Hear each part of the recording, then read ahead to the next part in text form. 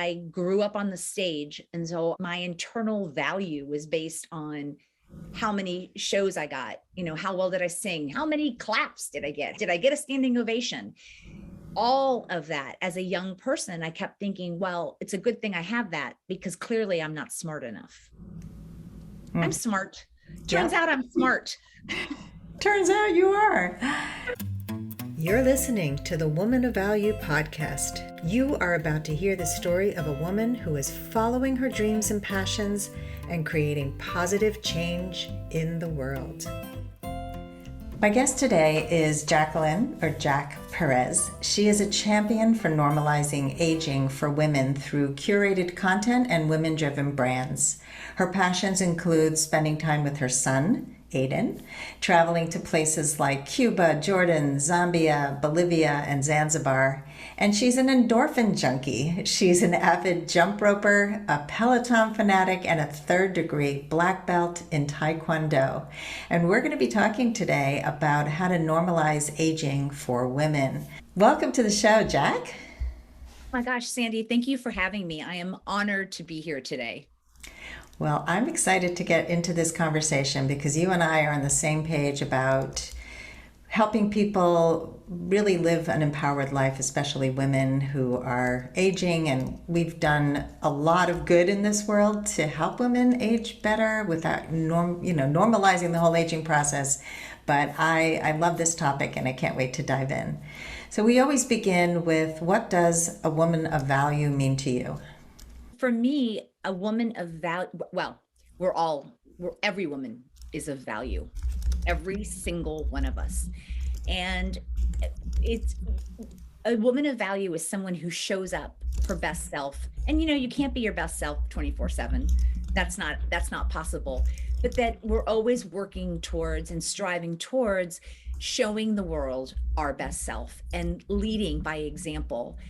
Whether that is while we're parenting, whether that is when we're being a good daughter, a good partner, a good parent, or a good friend, or a good member of society.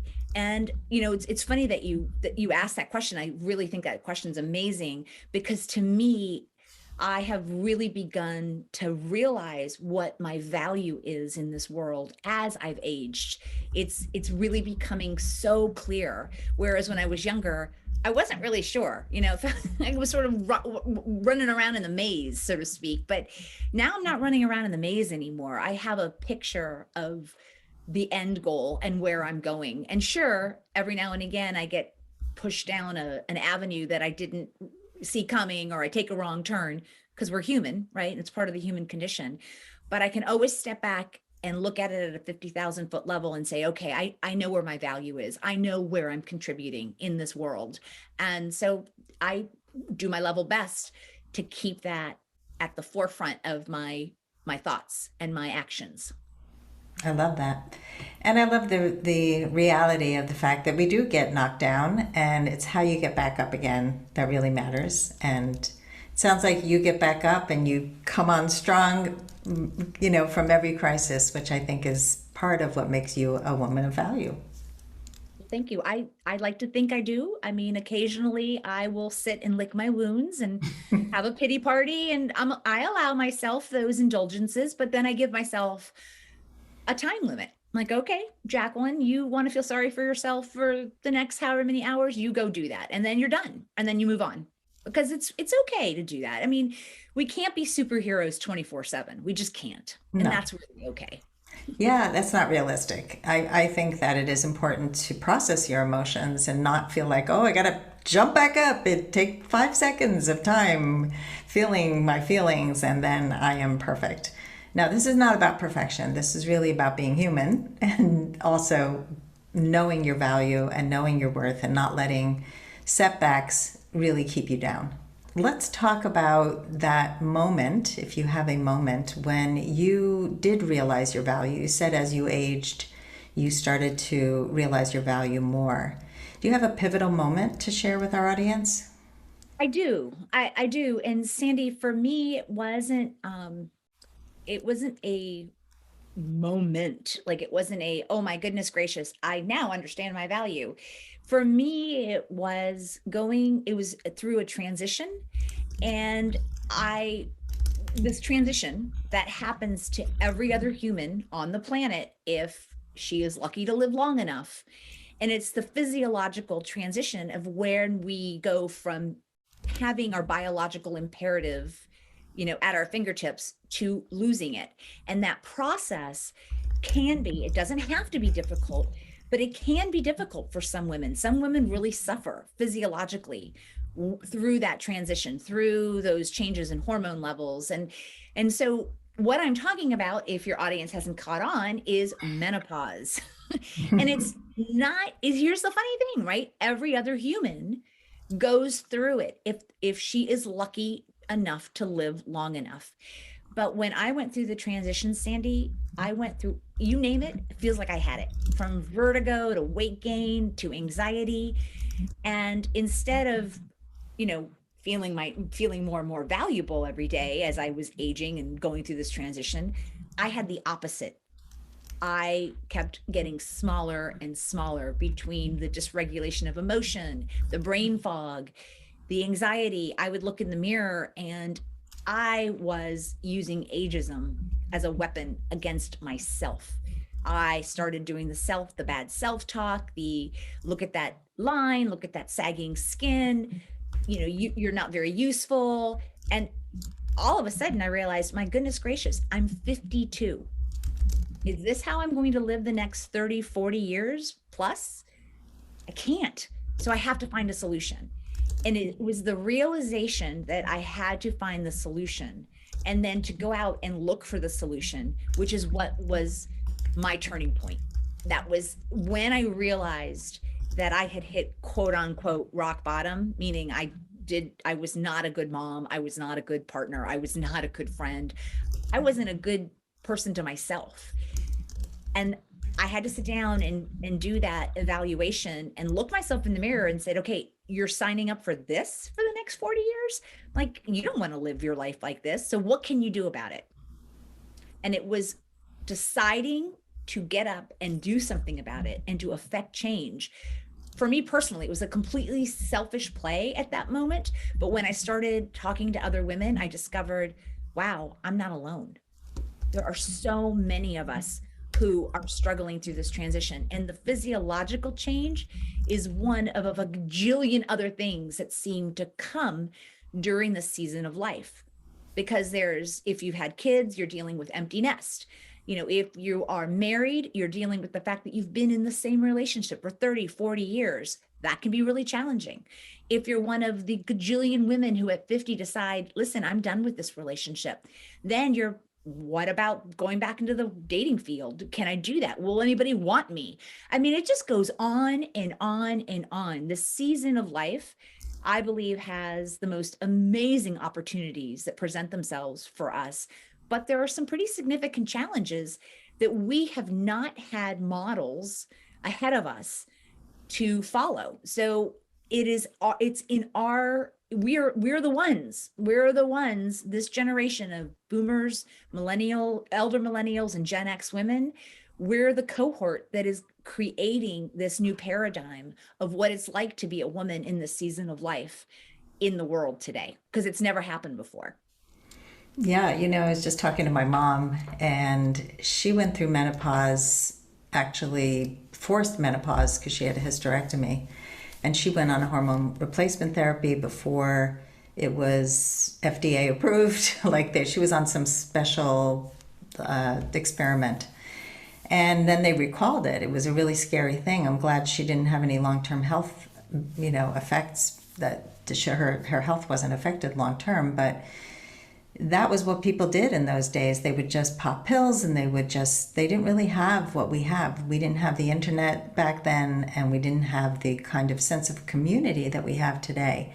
And I know as a dating coach, one of the things that I love providing for people is a beautiful forum for people to ask these questions and to say, I'm going through menopause and I've lost my sex drive, or I don't know what to do, and what do I do about somebody being impotent and having erectile dysfunction? I mean, all of these things come up, but if you don't have a safe space to discuss it and learn about it and get good advice, it can be really harmful and it could really diminish you. And I love when you said how you felt that you got smaller and smaller. And I think so many people can relate to that. Yeah. And the reality is that, I mean, you could probably already tell I have a lot of energy. I am a big, I have a fairly big presence, but there was a period of time and it wasn't a couple of weeks. I mean, there was a couple of years there where I was really struggling.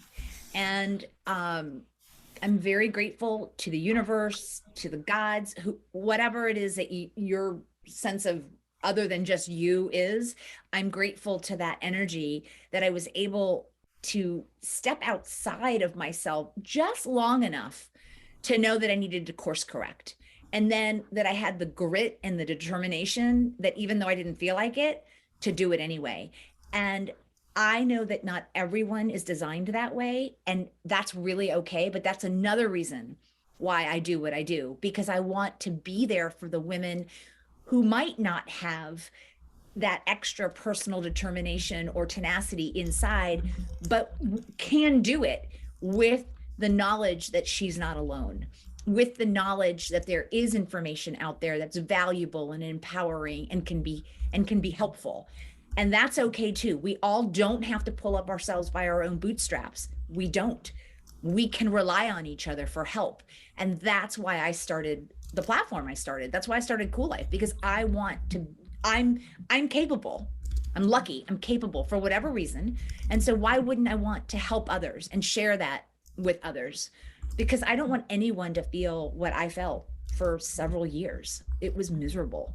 Yeah. So tell us about Cool Life and spell it for us because it's not spelled COOL. And No. let us know what Cool Life is and what's in there for people. So you're right, it is not spelled COOL, but if you go to the Urban Dictionary and type in COOL, this word will come back and it is spelled KUEL, and it is a synonym for cool. And I was very specific and very intentional when I chose that because I have felt like I had always lived this super cool life, owned my own marketing and PR firm, traveled around the world for a year, started martial arts in my 40s, went back to the stage to sing and dance in my 50s. And then all of a sudden, what? Nothing? Invisible? Not relevant? Not important? Can't see myself in the media? Even though I shop at Anthropologie, I don't see any models that look like me in the Anthropologie catalog. What? So it was the realization of that and coming back strong that made me realize I want every woman to live their cool life, however that's defined for them. Because Sandy, I believe there is a huge chasm between mini skirts and depends. And we should be able to live that huge cool life in between that. I don't, the fact that the models that we see that are our age in our 50s and our 60s are modeling, food supplements or depends or just things that like I don't use yet. Someday I might use them, but I'm 57 and I'm nowhere near using any of those products. So where are those women? Where are we? If you have ever played small to make other people feel comfortable, or maybe stayed in a bad relationship or job too long because you didn't think you could do any better, I wrote a book for you. It's called Becoming a Woman of Value: How to Thrive in Life and Love. Each of the 30 chapters contains a life lesson, a story, and an exercise to bring you closer to reaching your full potential. Becoming a Woman of Value is available on Amazon in paperback and Kindle. Let's talk about your vision for the future. We've talked about what you have going on in the present. And if you want to go into a little more detail about what you offer on your website and the services that you offer, you have a newsletter. You could talk a little bit about that, and then I'd love to hear what your vision is for the future. What's great is that they're intrinsically linked. So I can tell you very quickly that what I built was a digital repository, a platform where I want to house the empowering, relevant information that we can use in midlife and beyond, so that don't feel alone, so we can answer, help solve the problems as they arise, and have access to thought leaders from around the world to gain that information. And how I did that, because it didn't clearly, anybody who's ever started anything knows that there's a hot minute between the idea and the actual, execution / success. When I started the platform and I launched it, I was the sole contributor. I'm not an expert on very many topics. So it was very challenging to write on a lot of the areas, and I would have to do a lot of research. But now, fast forward just 2.5 or 3 years, I have 57 women from around the world who are contributing their particular expertise to the platform, which is amazing.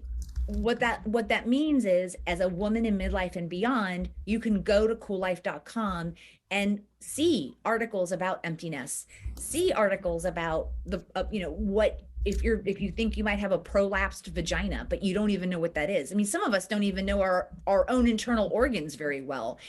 All of that information is now sitting in a repository that anyone can access from anywhere in the world. That leads right into the question of what do I want in the future? I want to be the quintessential location for women to feel empowered and know that they're getting the right information from other empowering experts, that they can have access to it, so that we can share with each other, we can learn from one another. And Sandy, I'm a big believer in fun, so we have to be able to play. So that's actually, share, learn, and play with our second act sisters. That's my whole premise. That's my whole mentality.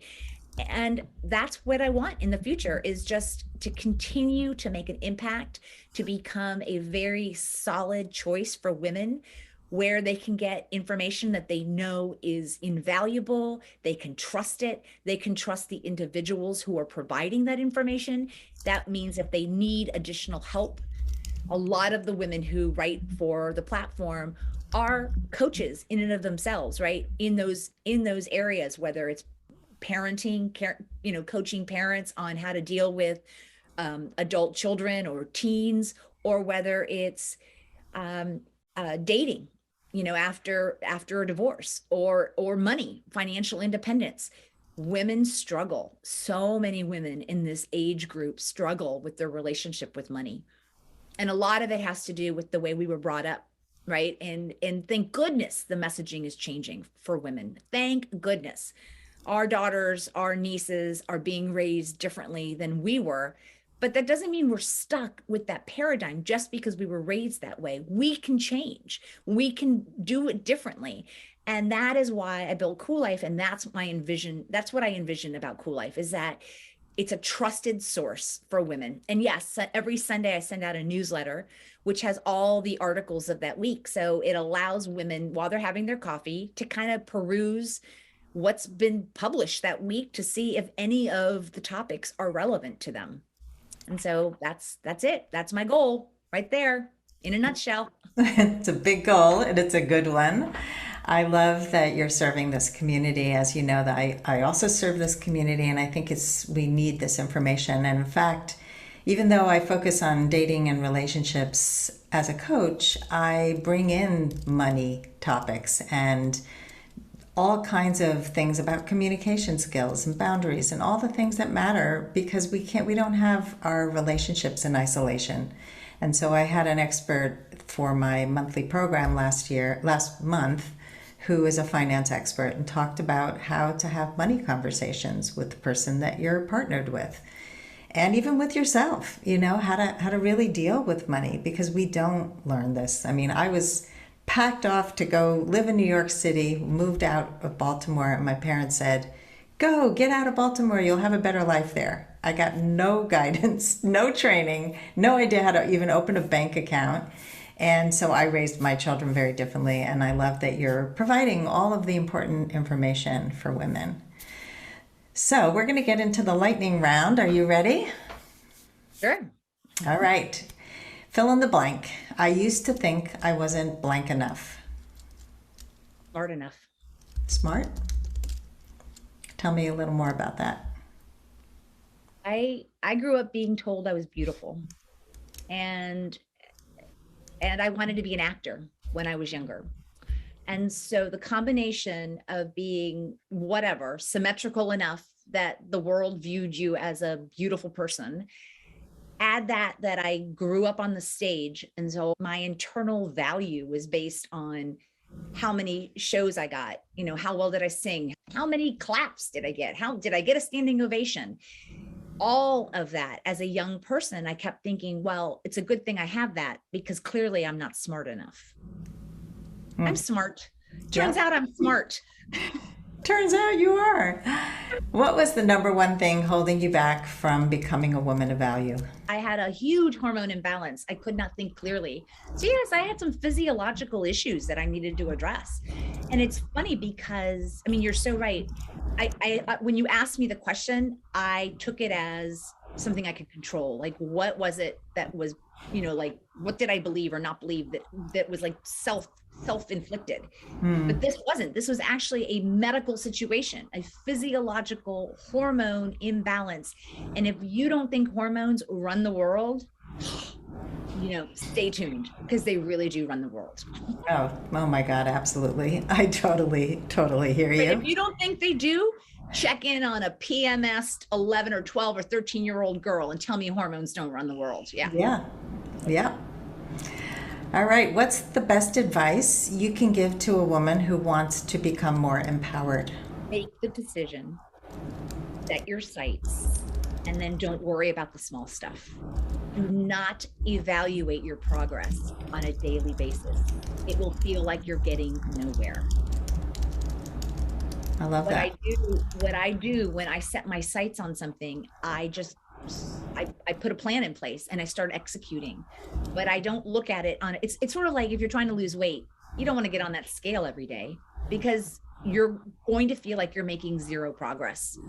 But when you look at it, yeah, exactly. Don't look at that thing you should really only look at the stock market if you're planning on buying or selling. Yeah. Otherwise it could be depressing right now when we're taping this. Yes, it can be. Yeah, but having that, that's a great point. But because I think what happens to a lot of people is they make these big goals, they set their sights, and then every day they're checking, and it fluctuates. Progress fluctuates. Look, you and I wouldn't have businesses if we were evaluating our progress on a day-to-day basis. I'd do a lot more crying if I did that. Right? Who needs that? All right, next question. What advice would you give to your younger self? Hurry up and stop caring about what other people think. Yeah. It took me, I'm there. I really am. I give no Fs. I have finally gotten to the point where, honestly, Sandy, if you don't like me, I don't really care that much. I really don't. Because I know I'm not everyone's cup of tea. I know that I have a very distinct personality, and that I could be construed as aggressive or abrasive. There's the yin and the yang of those adjectives, because the other side is that I'm very assertive and I've got a lot of energy and a lot of drive. And so, but it can be, it's not for everybody. And that's really okay. I don't need to be liked by everyone. And that's really such an empowering place to be. And I wish I could have done that earlier, but I'm not sure that you can, right? That's a great advice, but I'm not sure I would have been able to take it, because in part you have to go through the experiences to get to the place where you realize that you need to stop caring about what other people think or want or think you should do or be or behave. So, yeah. Yeah. No, it's so freeing when you realize not only do you need to stop caring about what other people think, it's actually not, you don't want everybody to like you, because that would mean you were so neutral and so unformed that you didn't really have a personality. So I take pride in the fact that I'm not for everybody. I don't want to be for everybody, and it sounds like you're the same. All right, next question. What's something people often get wrong about you? And you may have just answered it, but I'd love to hear your answer. People who don't know me can I can come across as really abrasive and unfeeling and hard to get to know. I have a funny little anecdote. Almost every single person who is significant in my life, I mean, lifetime relationships from, you know, from middle school all the way through. I mean, from graduate school, from my first job at Hewlett Packard, everywhere, all the people that are still a part of my life. And we're talking 40 years, 30 years, 20 years, almost each and every one of them didn't like me when they first met me. Well, to know you is to love you, it sounds like. Yes, because what people don't realize once they figure it out, it's because once I let you in, I am so affected by everything that happens to you or for you, and I'm so emotionally invested that I can't take that on with everybody, and my heart can't take it. And so I come across potentially as cold or distant, but it's just because I'm protecting myself. But so some people misconstrue how I land, which, makes sense. Yeah. All right. Well, finally, this is our final question. How would you like to be remembered? I would like to be remembered as a woman who made a difference in the ageism category. I would like to have my name on the roster of women who changed the paradigm and helped normalize aging. I don't want our younger sisters, our daughters, our nieces to have to deal with this when they get here. I want them to solve another problem. Let them have something else to solve. Let's solve this one together now. And I just want to be on the team. I just want to be known as a person who played on the team to make it happen. That's a great thing, and you're already doing it, which is wonderful.